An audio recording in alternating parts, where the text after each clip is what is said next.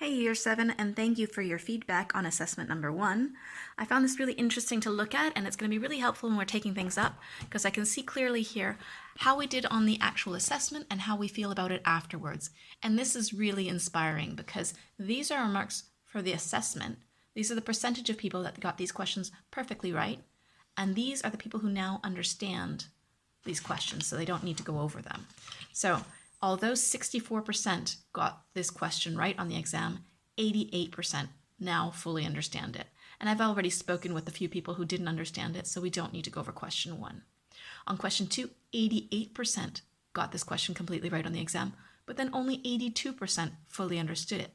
This is a true or false question, so you can understand that maybe somebody guessed at it, but please don't guess on these questions, especially when they're multiple choice or true-false questions. You shouldn't be guessing, you should be doing your own work and then feel that sense of satisfaction when you get the answer that they suggest. And you can say, oh, I know this is the answer and I know it's one of the options, so I can prove it. Okay, so let's go ahead and have a look through these. There are some that we definitely need to go through. Like question 2, the true or false question. 1/5 of 75 is greater than 2/7 of 49. Don't just guess. Let's go through the work. Right. 1/5 of 75. That's 75 over 5. Right, 75 divided by 5 shouldn't be too difficult for you. I know that there are 5 5s in 25, and this is 3 times 25, so that's going to be 15. Test it out if you like. 5 times 5 is 25. 5 times 10 is 50, and together that makes 75. Okay, 2/7 of 49. So that's going to be 2 times 49 over 7. Now, rather than multiplying this out and getting really big numbers, I'm going to try and simplify it first by dividing by a common factor. I know that 49 can divide by 7, and so can 7, obviously. So that leaves me with 2 times 49 divided by 7 is 7, so that's 2 times 7, and 7 divided by 7 is 1, so it's 2 times 7 over 1, so that is 14. Over 1 is just 14. Okay, so looking at these two answers, 15 is clearly bigger than 14, so this answer is true. Question 3, another true or false question. 1/15 of a day is 3 hours and 20 minutes. Do not just guess at this. Let's work it out. Okay, 1/15 of 24 hours. To do a fraction of an amount, and 24 hours a day, yeah? 1/15 times 24, so I'll do 24 over 15. Okay, to simplify this, so I'm not working with decimal numbers here. I'm going to work with this as a fraction. This is a top-heavy fraction, but first I can find a common factor I can divide by. Both 24 and 15 divide by 3. That gives me 8 over 5. And now it's top-heavy, so I know it's a full number of hours, right? Because when I get a whole number, that's going to be the hours. The fraction bit is going to be some number of minutes or seconds. Okay, so this is a full number of hours. How many full hours? How many 5s go into 8? 1 full 5. But that doesn't make 8, that only makes 5. I need 3 more. 3 left over. 3 left over 5. The denominator is the same. So that is 1 hour and a bit. So it's definitely not 3 hours and 20 minutes. This is 1 hour and 3/5 of an hour. So 3/5 of an hour is 3/5 of 60 minutes. And I need to work out what that is. 3/5 of 60. I need to do the fraction times the amount, so 3 times 60 over 5. And again, I don't want to work with these big numbers, so I'm going to try and simplify it down. Both the top and the bottom can divide by 5. So 60 divided by 5, that's 12, so that's 3 times 12. And 5 divided by 5 is 1, so over 1. 3 times 12 is 36, and dividing by 1, that's just going to be 36. So that's 36 minutes. That's going to be 1 hour and 36 minutes. Okay. Right, question 4, only 44% of you got it right, but now 82% of you understand it.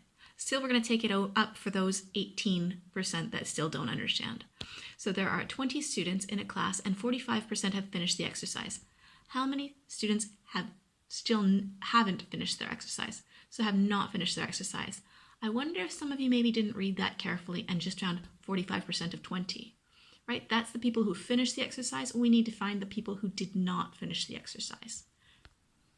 Okay, so now that we've made that clear, 45% have finished.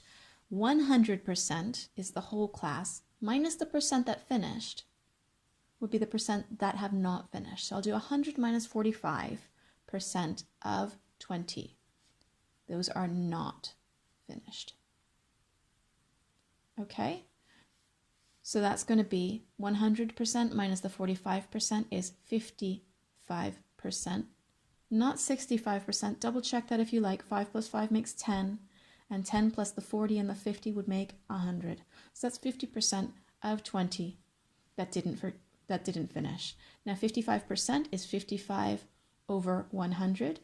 So I'm doing that fraction times 20. And when I do that fraction, I'm again going to try and simplify before I do any more calculating to keep those numbers small and easy to work with. Okay, so looking at the top and looking at the bottom, I definitely see a common factor there. I can definitely divide by 20 on the top and bottom. So that does 55 times 20 divided by 20. That's going to cancel that 20 out. That's just going to leave me with 55. And on the bottom, I have 100 divided by 20, which I know is 5. So I probably could have actually divided by something bigger than 20 up here, but I'm taking it in small steps. That's fine. I can still divide both the top and bottom by 5 here. That leaves me with 11 on the top and 1 on the bottom, so that's just 11. So my answer then, 55% of the 20 students, that's 11 students have not yet finished their exercise. Question 5, definitely another question we need to go over. Only 16% got this totally right on the exam, and still only 35% fully understand it now. So let's have a look. I finished 8/15 of a 50-minute workout. How many minutes and seconds are left? Okay, so if 8/15 are gone, we have to find the remaining fraction of the 50 minutes in minutes and seconds. Right, so if 8/15 of 50 minutes are gone, I need to find the fraction that remains. We started with 15 over 15, minus the 8 over 15, that's gone. And we are left with 7 over 15 of the 50 minutes. Okay, so 7/15 of 50. So we need to work out 7/15 of 50 minutes, and it's going to give me a full number of minutes and a fraction number of minutes, which is going to have to get turned into seconds. Right, so starting this out, a fraction of amount, I do the times the top by that amount, divided by the bottom. And to keep my numbers small, I'm going to try and simplify this. I can definitely see that both the top and the bottom can divide by 5.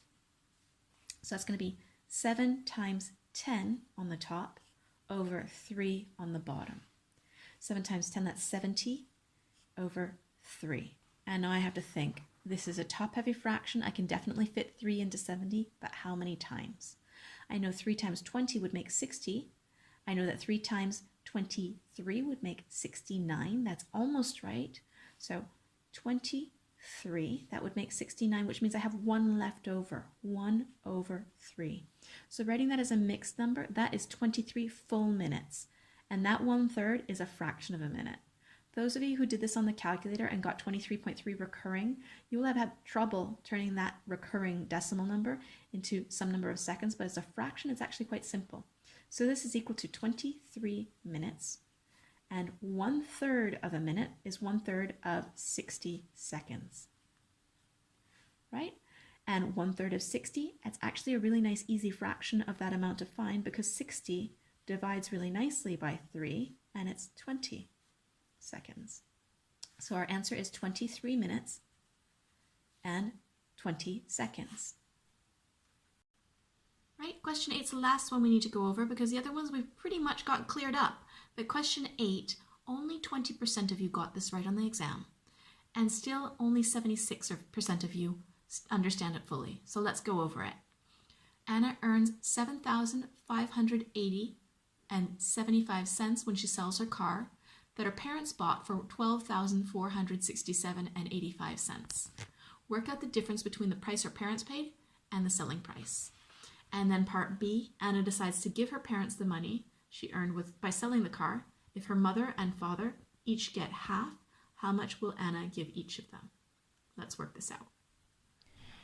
Okay, so Anna earns this much, $7,580.75. but her parents spent this much, $12,467.85. And this is without a calculator, so I'm setting up to do my column subtraction, right?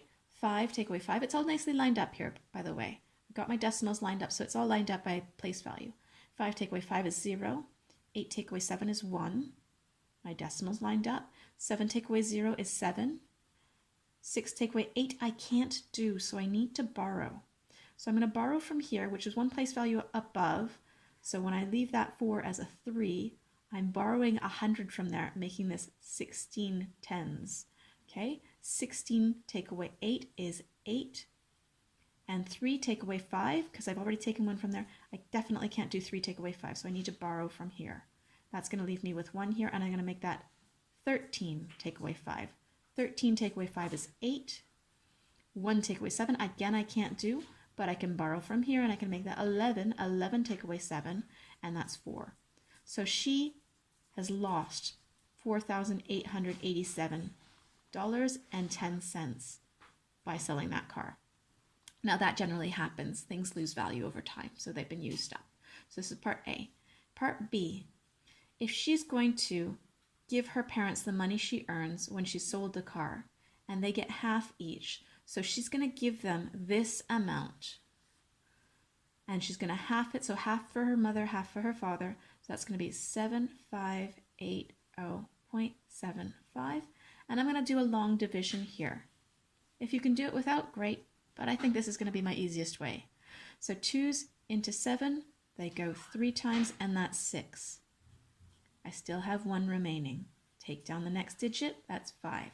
2's into 15, there are 7 of them. It's not perfect though, 7 times 2, that's 14. I'll have 1 left over. Bring down the next digit, 18. Oh, this is going to go perfectly. 2's into 18, that's exactly 9. So I put the 9 over the 8. 2 times 9 is 18. Nothing left over. But don't think that you're done. We still have all these other digits to bring down. Bringing down a 0. 2's into 0, none of them. But don't forget, as I'm going along, I'll put my answers above the digits of the question. So I need to put a 0 above that. Okay, 2 times 0 is 0. That leaves nothing left over, but I'm not done. I still have to bring this down. That's going to be 2's into 7. There's 3 of them. 3 times 2 is 6. Minus that, that's going to be 1. Bring down the last digit is 5. And 2's into 15, that is 7, which is 7 times 2, 14. I still have a remainder of 1.